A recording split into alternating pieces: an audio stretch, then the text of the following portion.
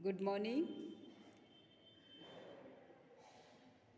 मैं डॉक्टर संध्या BA third year के छात्र छात्राओं के लिए आचार्य हजारी प्रसाद द्विवेदी जी का लिखा हुआ निबंध, जो ललित निबंध है, कूटज लेकर के उपस्थित हुई हूँ।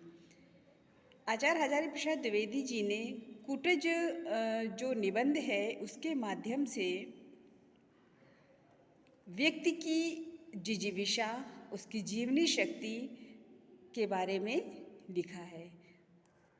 कहते हैं पर्वत शोभा निकेतन होते हैं, फिर हिमालय का तो कहना ही क्या।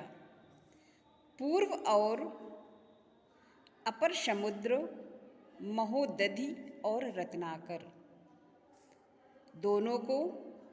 दोनों भुजाओं में ठहरता हुआ हिमालय पृथ्वी का मानदंड कहा जाए तो गलत क्या है। यानी कि जो हिमालय है वह क्या है, पर्वत क्या होते हैं, शोभा के निकेतन होते हैं, अर्थात सुंदरता के घर होते हैं। फिर हिमालय का तो कहना ही क्या। तो जब पर्वत शोभा के निकेतन हुए हैं तो सोचिए वहीं पर हिमालय के लिए क्या कहा जाए। पूर्व और उस अपर समुद्र, महोदधि और रत्नाकर, जो कि रत्नों की खान है। दोनों भुजाओं में ठहरता हुआ हिमालय पृथ्वी का मानदंड कहा जाए तो गलत क्या है। कहते हैं द्विवेदी जी, कहते हैं ऐसे में अगर हम हिमालय को पृथ्वी का मानदंड ही मान लें तो इसमें गलत क्या है। कालिदास ने ऐसा ही कहा था।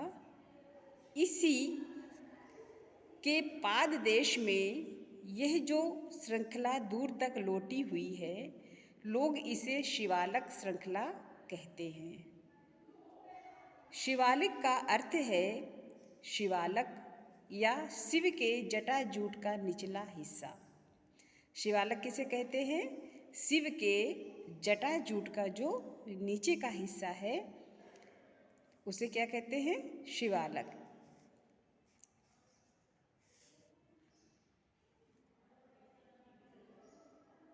लगता तो ऐसा ही है, सपाद लक्ष्य या 1.25 की मालगुजारी वाला इलाका तो वह लगता नहीं। शिव की लटियाई जटा ही इतनी सूखी, नीरस और कठोर हो सकती है। यहाँ पर द्विवेदी जी कह रहे हैं कि ये जो शिवालक है या जो हिमालय के नीचे की श्रेणियाँ हैं जिसे कि शिवालक कहे जाते हैं, ये कोई 1.25 की मालगुजारी वाला इलाका तो है नहीं। अर्थात यहाँ से कोई बहुत पैसे वैसे निकलने वाला रास्ता नहीं जहाँ से बहुत सारे लोग पैसे लेकर निकलते हों, या फिर ये बहुत व्यस्त रास्ता हो, ऐसा तो नहीं है। बल्कि कैसा है, जहाँ पर शिव की लटियाई जटा जो जटाजूट सी बन गई हैं, ऐसी सूखी, नीरस और कठोर हो सकती है। वैसे अलकनंदा का स्रोत यहाँ से काफ़ी दूर पर है। अलकनंदा क्या है, नदी है। अलकनंदा का स्रोत यहाँ से काफ़ी दूर है, लेकिन शिव का अलक तो दूर दूर तक छितराया ही रहता होगा। संपूर्ण हिमालय को देखकर ही किसी के मन में समाधिस्थ महादेव की मूर्ति स्पष्ट हुई होगी। द्विवेदी जी के अनुसार जो हिमालय है, कह रहे हैं कि हिमालय को ही देख करके कभी मन में या किसी सदहृदय में यह ध्यान आया होगा कि यह हिमालय जो है यह महादेव की, यहाँ पर महादेव समाधि अवस्था में विराजमान हैं।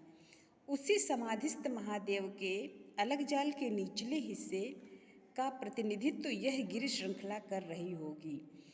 जिस गिरि श्रृंखला का चित्रण यहाँ पर पर्वत श्रृंखला का द्विवेदी जी कर रहे हैं, तो कह रहे हैं कि यह अलग जाल के निचले हिस्से का ही प्रतिनिधित्व कर रही है।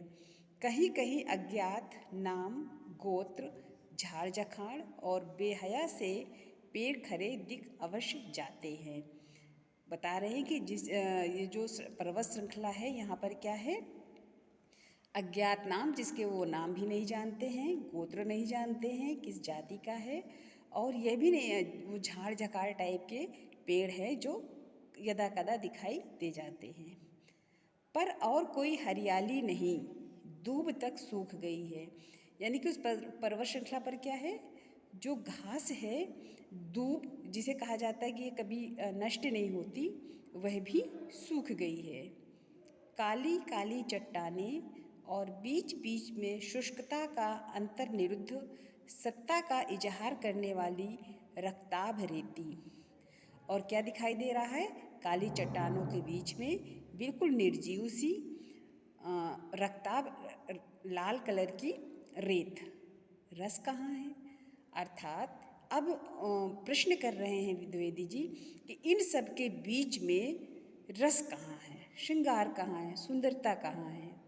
ये जो ठिगने से लेकिन शानदार दरख्त अर्थात पेड़, गर्मी की भयंकर मार खा खाकर और भूख प्यास की निरंतर चोट सह सह कर भी जी रहे हैं, इन्हें क्या कहूँ। दूसरी तरफ कह रहे हैं कि द्विवेदी जी कहते हैं कि ये जो छोटे छोटे से पेड़ हैं लेकिन शानदार हैं, जो गर्मी की भयंकर मार खाकर भी इन्हें भूख प्यास अर्थात इनको कोई जल नहीं मिल रहा है, और ऐसी चोट सह कर के भी ये जी रहे हैं, अर्थात इनमें जीवन है, ये हरे हैं, इन्हें क्या कहूँ। सिर्फ जी ही नहीं रहे हैं, हंस भी रहे हैं। बेहया है क्या? ऐसी कठिन परिस्थितियों में, ऐसी विपरीत परिस्थितियों में ये जो पेड़ हैं, ये जो घास हैं, ये अपना जीवन व्यतीत कर रहे हैं, जी रहे हैं, मरे नहीं, तो कहते क्या ये बेशर्म हैं? क्या ये जो औषधियाँ हैं, ये जो पेड़ वृक्ष हैं, ये जो यहाँ की प्रकृति है, क्या ये बेशर्म है या मस्त मौला है? अर्थात इसे किसी धूप जाड़ा गर्मी का कोई फर्क नहीं पड़ रहा। कभी कभी जो लोग ऊपर से बेहया दिखते हैं, उनकी जड़ें काफ़ी गहरे बैठी रहती हैं। फिर कह रहे हैं कि जो लोग कभी कभी देखते हैं ना कि बहुत ही मस्त मौला है, बेशर्म है, कुछ भी कहते रहो कोई फ़र्क नहीं पड़ता, तो होता है क्या है, इनकी जड़ें क्या होती हैं, बहुत गहरी होती हैं और बहुत मजबूती से जमी रहती हैं। ये भी पाषाण की छाती फाड़कर न जाने किस अतल गह्वर से अपना भोग्य खींच लाते हैं। उसी प्रकार से ये जो वृक्ष हैं, इनकी जड़ें कहाँ पर हैं, पाषाण की छाती फाड़कर अर्थात पत्थरों को भी तोड़ करके और नीचे तक जा कर के ज़मीन पे, जहाँ पर इनके लिए मिट्टी है, जहाँ पर इनके लिए रस है, जहाँ पर इनके लिए पानी है, वहाँ से अपने लिए भोजन बना लेते हैं। तो यह है आचार्य हजारी प्रसाद द्विवेदी जी का लिखा हुआ कुटज निबंध। धन्यवाद।